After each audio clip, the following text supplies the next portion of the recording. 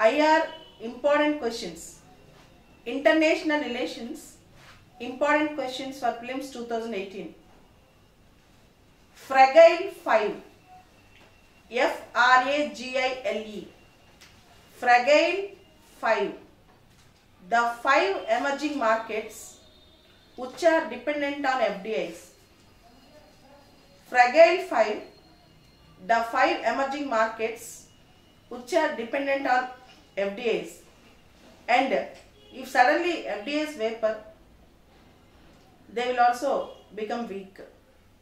These fragile 5 countries are Turkey, Brazil, India, South Africa, Indonesia. Fragile 5 countries are Turkey, Brazil, India, South Africa, Indonesia. UN Habitat. India unanimously elected to head UN Habitat, the UN Human Settlement Program.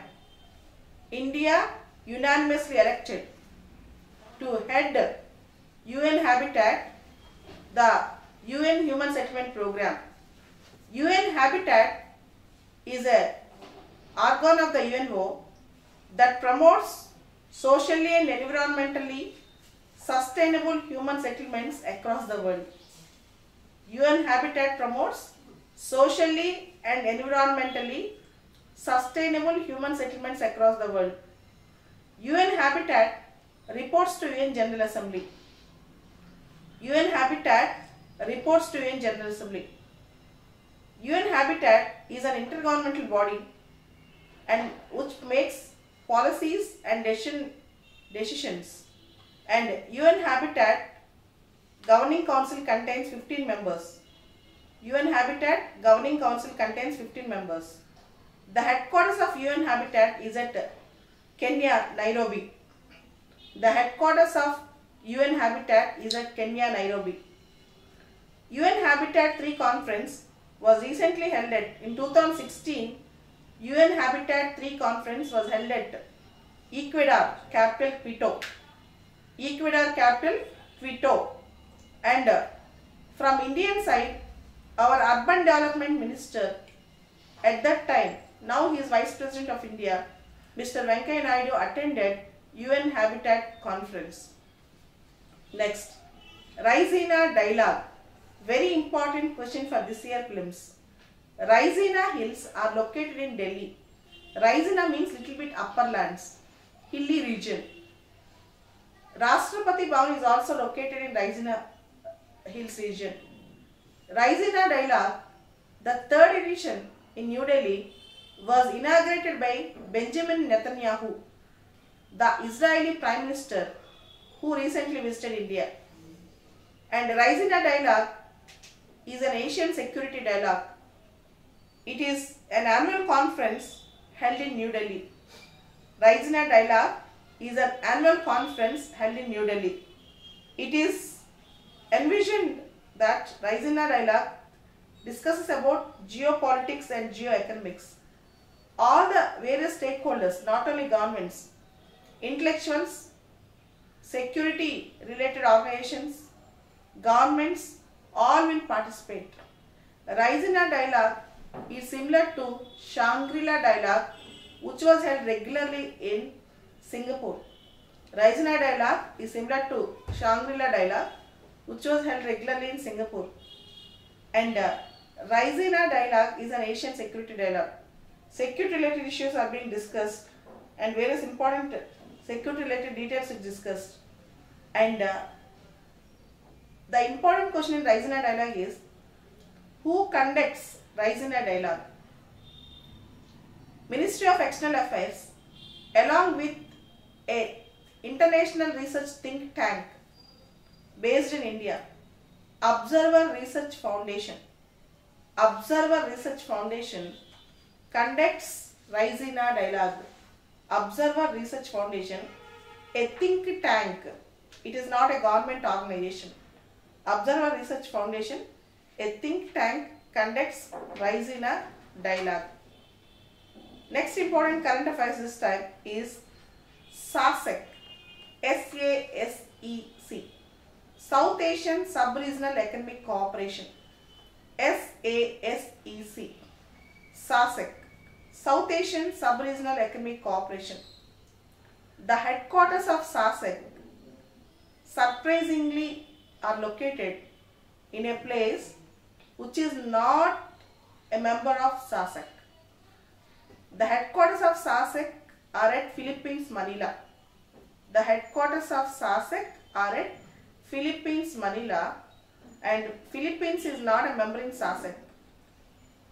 India, Bangladesh, Bhutan, Nepal, Maldives, Sri Lanka, and in 2017, Myanmar have become a member in SASEC. Bangladesh, Bhutan, India, Nepal, Maldives, Sri Lanka, and Myanmar. Recently, Myanmar joined in SASEC. SASEC is also very important for exam. They might give the headquarters or the membership. Membership of SASEC. Bangladesh, Bhutan, India, Nepal, Maldives, Myanmar, and Sri Lanka. This is the membership of SASEC, South Asian Sub-Regional Economic Cooperation. This is SASEC. Next, we have BIMSTEC, Bay of Bengal Initiative for Multi-Sectoral Technical and Economic Cooperation.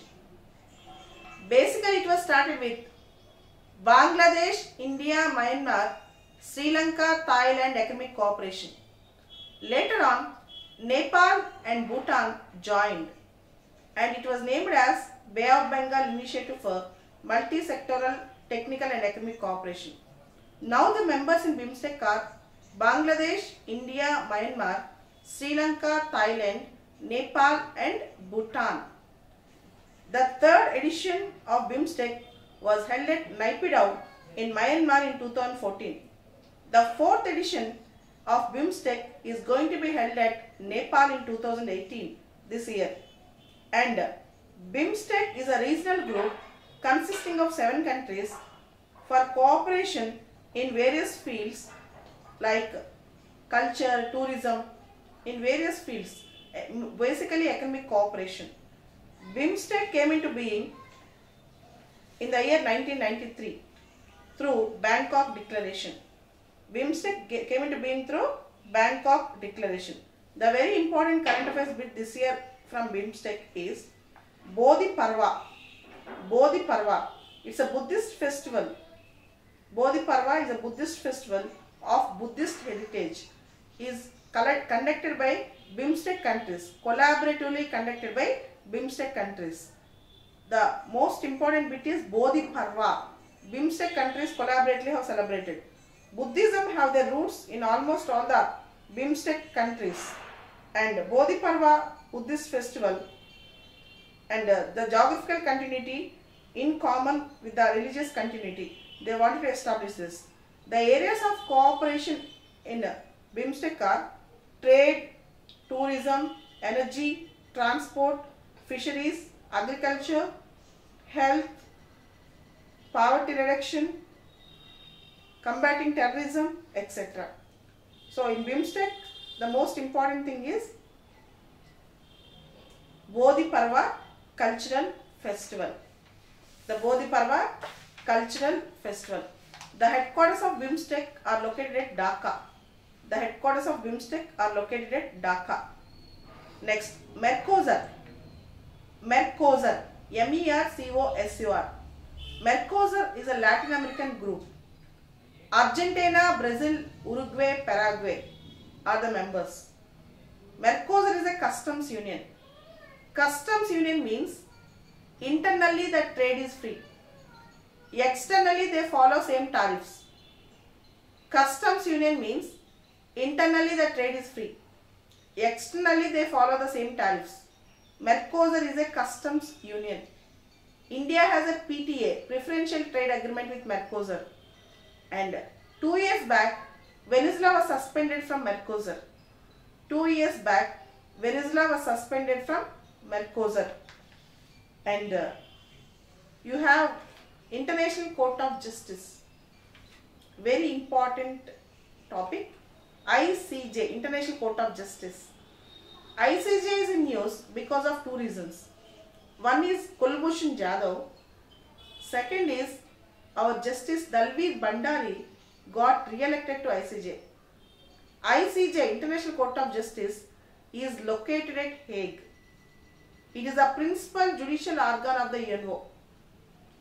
ICJ is a principal judicial organ of the United Nations organization. ICJ have 15 judges. 5 will retire for every 3 years. The tenure of ICJ is 9 years. The tenure of the judge of the ICJ is 9 years. English and French are the official languages in ICJ. And the law applicable in ICJ is in Article 38 of the Charter of ICJ. International Court of Justice have a separate charter. It is not a part of, it's a part of UN, but separately charter was made for ICJ.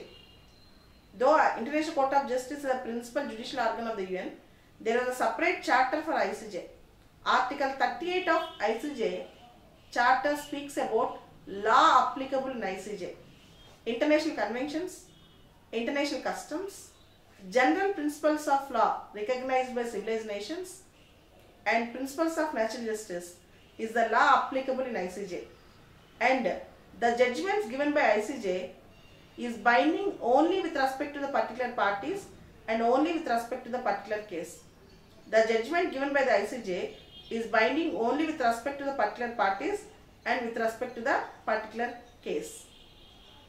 And ICJ this year is very important for prelims and mains.